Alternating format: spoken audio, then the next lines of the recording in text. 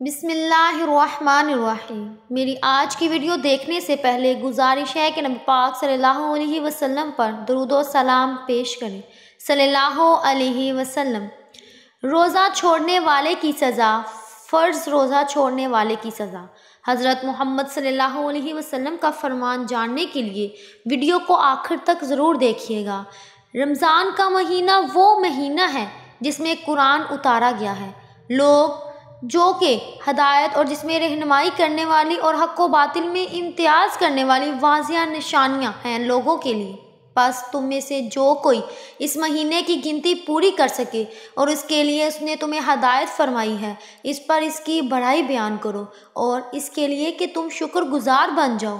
حضرت ابو ہریرہ رضی اللہ تعالیٰ عنہ سے روایت ہے کہ حضور پاک صلی اللہ علیہ وسلم نے فرمایا، جب رمضان کا مہینہ آتا ہے تو آسمان کے دروازے کھول دیے جاتے ہیں اور جہنم کے دروازے بند کر دیے جاتے ہیں اور شیاطین کو زنجیروں میں جکڑ دیا جاتا ہے۔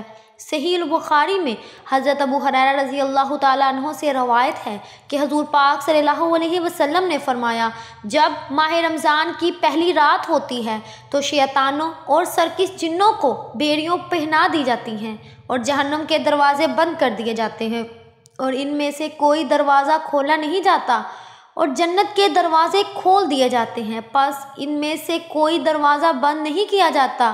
ایک دن تھا، دینے والا پکارتا ہے، اے طالب خیر آ گیا، اے جھوٹ کے متلاشی رک جا، اور اللہ تعالیٰ کے لوگوں کو جہنم سے آزاد کر دیتا ہے۔ اور ماہ رمضان کی ہر رات یوں ہی ہوتا رہتا ہے۔ ابن ماجہ نے روایت کیا ہے کہ حضرت ابو ہریرہ رضی اللہ تعالیٰ عنہ بیان کرتے ہیں کہ رسول پاک صلی اللہ علیہ وسلم نے فرمایا، 5 نمازیں اور ایک جمعہ سے لے کر دوسرا جمعہ پڑھنا اور ایک رمضان سے دوسرے رمضان کے روزے رکھنا ان کے درمیان واقع ہونے والے گناہوں کے لیے کفارہ بن جاتے ہیں جب تک کہ انسان کبیرہ گناہ نہ کرے۔ حضرت جابر بن عبداللہ رضی اللہ تعالیٰ عنہ بیان کرتے ہیں کہ رسول پاک صلی اللہ علیہ وسلم نے فرمایا، میری امت کو ہمارے رمضان میں 5 تحفے ملے ہیں اور جس سے اس سے پہلے کسی نبی کو نہیں ملے۔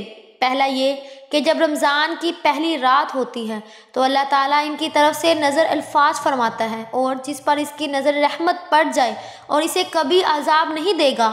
دوسرا یہ کہ شام کے وقت ان کے منہ کی بو اللہ تعالیٰ کی کستوری کی خوشبو سے بھی زیادہ اچھی لگتی ہے۔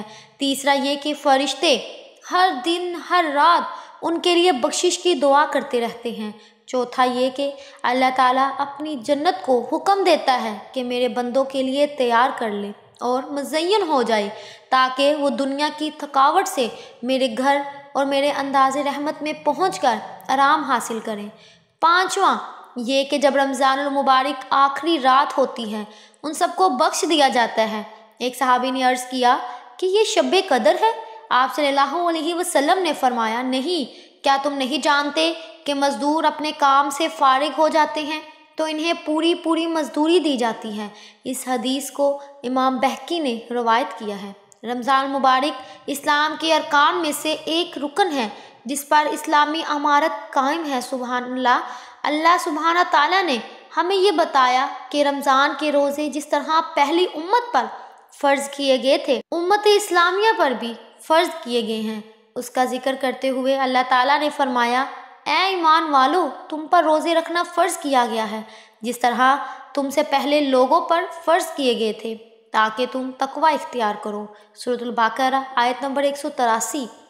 اور ایک مقام پر کچھ اس طرح فرمایا، ماہ رمضان وہ ہے جس میں قرآن تعالیٰ کے جو لوگوں کو ہدایت کرنے والا اور جس میں ہدایت اور حق و باطل کی تمیز کی نشانیاں، تم میں سے جو شخص اس مہینے کو پائے اس نے روزہ رکھنا چاہیے۔ ہاں، جو بیمار ہے یا سفر پر ہے تو اسے دوسرے دنوں میں گنتی پوری کرنی چاہیے۔ اللہ تعالیٰ کا تمہارے ساتھ آسانی کرنے کا ارادہ ہے، ہو سکتا ہے کہ وہ تمہیں معاف کر دے کہ تم گنتی پوری کر لو اور اللہ تعالیٰ کی دی ہوئی ہدایت پر اس کی برائیاں بیان کرو اور اس کا شکر ادا کرو۔ اس کو سورۃ البقرہ کی آیت نمبر 185 میں بیان کیا گیا ہے۔ مومنوں کے ہاں یہ بات مقرر شدہ ہے کہ جس نے بھی غیر شرعی عذر اور مرض کے رمضان المبارک کا ایک بھی روزہ ترک کیا تو وہ زانی اور شرابی سے بھی زیادہ برا اور شریر ہے۔ بلکہ اس کے اسلام میں بھی شک کیا جاتا ہے اور اسے گمراہ شمار کیا جاتا ہے۔ روزہ ترک کرنے والے کی سزا اور وعید کے بارے میں صحیح حدیث میں ہے کہ میں نے یعنی رسول پاک صلی اللہ علیہ وسلم کو یہ فرماتے ہوئے سنا کہ میں سویا ہوا تھا کہ میرے پاؤں کے پاس دو شخص آئے اور میرے بازو پکڑ کر مجھے سخت اور دشوار گزار پہاڑ کے پاس لے کر کہنے لگے کہ اس پر چلیے۔ میں نے انہیں کہا کہ مجھے اس پر چڑھنے کی طاقت نہیں۔ وہ دونوں کہنے لگے کہ ہم آپ کے لیے آسانیاں کر دیں گے، تو میں اس پر آہستہ آہستہ چڑھنے لگا۔ جب اوپر پہنچا تو وہاں شدید قسم کی آوازیں آ رہی تھیں۔ میں نے کہا یہ واضح آوازیں کیسی ہیں؟ وہ کہنے لگے کہ یہ روزہ چھوڑنے والوں کی آہ و بکا ہے۔ پھر وہ مجھے آگے لے گئے، آگے سے آگے، جہاں پر کچھ لوگوں کو پنجوں پہ لٹک رہے تھے اور ان کی گردنیں کٹی ہوئی تھیں اور ان کی زبانوں سے خون بہہ رہا ہے۔ میں نے کہا یہ لوگ کون ہیں؟ وہ کہنے لگے یہ وہ لوگ ہیں جو افطاری سے قبل ہی اپنے روزہ افطار کر لیا کرتے تھے بغیر شرعی، اور اس کے روزہ نہ رکھنا یعنی روزہ رکھنے سے پہلے ہی روزہ افطار کر لینا۔ اس کی قضا برصورت واجب ہے۔ روزہ رکھ کر تو نے اتنا بڑا گناہ کیا ہے کہ بطور کفارہ ایک روزے کے بدلے مسلسل 2 ماہ یعنی 60 دن کے روزے رکھنا ضروری ہے، جیسا کہ حدیث نبوی میں مذکور ہے۔ جبکہ بلا عذر رمضان شریف کا ایک روزہ اگر چھوڑ دیا جائے تو یہ بہت بڑے اجر سے محرومی ہے، جس کا ازالہ عمر بھر کے روزے بھی نہیں کر سکتے تھے۔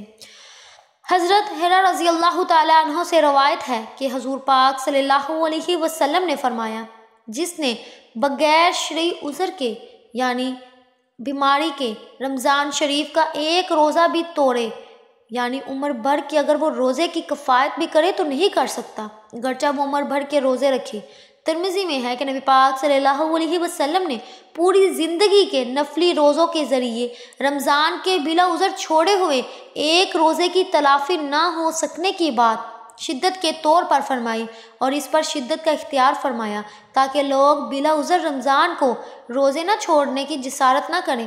اللہ پاک ہمیں دین کی سمجھ بوجھ نصیب فرمائے، ہمیں نیک عمل کرنے کی توفیق عطا فرمائے اور ہمیں نیکوکاروں میں شامل کرنے میں اور رمضان المبارک کے روزے رکھنے کی توفیق عطا فرمائے اور ہمارے لیے باعث رحمت اور برکت بنائے۔ آمین ثم آمین۔ ناظرین کمنٹ باکس میں ایک مرتبہ رسول پاک صلی اللہ علیہ وسلم پر درود و سلام ضرور پیش کیجیے۔ جزاک اللہ۔